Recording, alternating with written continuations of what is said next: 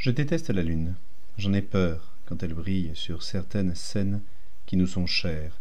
Elle les rend parfois inquiétantes et hideuses. C'était en cet été spectral, la lune brillait sur le vieux jardin où je me promenais.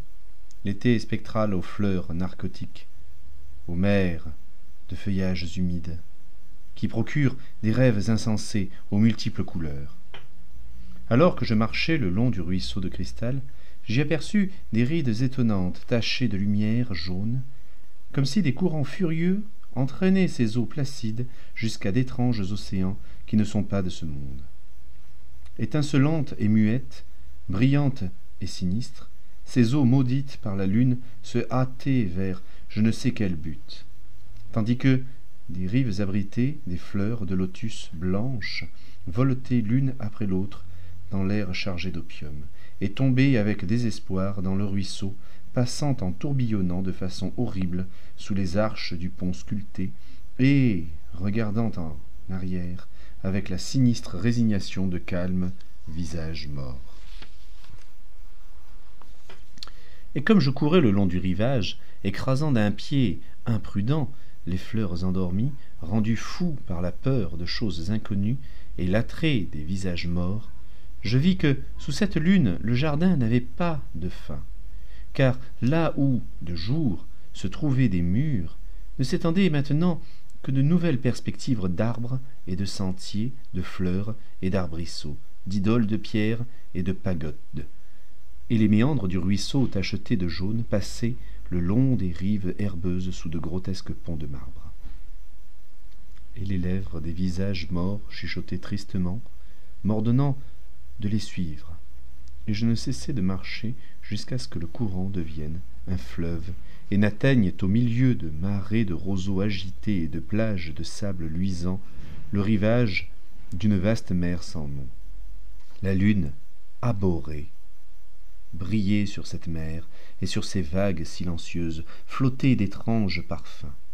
Comme j'y voyais disparaître les visages de lotus, je regrettais de n'avoir pas de filet pour les capturer et apprendre d'eux les secrets de ce que la lune imposait à la nuit. Mais quand elle disparut à l'ouest et que la marée paisible se retira loin du lugubre rivage, je vis sous la lumière de vieux clochers que les vagues découvraient presque et de blanches colonnes gaiement décorées de festons d'algues vertes. Et sachant que tous les morts s'étaient rassemblés dans ce lieu englouti, je tremblai et ne voulus plus parler au visage de lotus. Et pourtant, lorsque je vis, au loin sur la mer, un condor noir descendre du ciel pour chercher le repos sur un vaste récif, je l'aurais volontiers interrogé pour lui demander des nouvelles de ceux que j'avais connus quand ils vivaient. C'est ce que j'aurais voulu savoir, s'il n'avait été si loin, et je le perdis de vue dès qu'il s'approcha de ce gigantesque récif.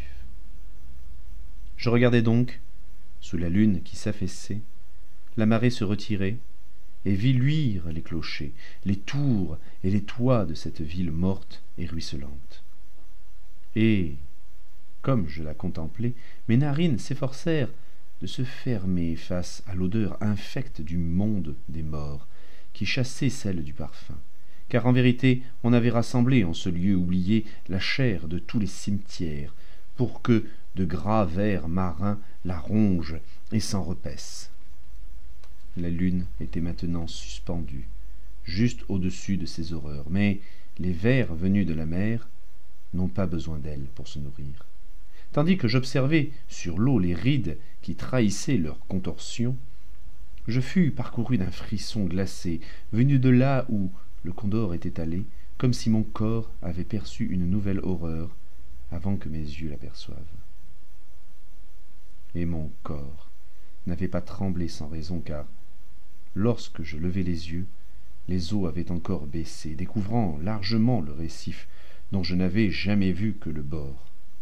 Je compris alors que ce n'était rien d'autre que la couronne de basalte noir d'une idole répugnante. Son front monstrueux brillait maintenant sous la faible lumière de la lune, et ses ignobles pieds fourchus devaient, des milliers de mètres plus bas, battre la vase démoniaque Je criai, criai, craignant que son visage caché ne se dresse au-dessus des eaux, et que ses yeux ne se portent sur moi après que la lune jaune, traîtresse et fourbe, se fût enfuie.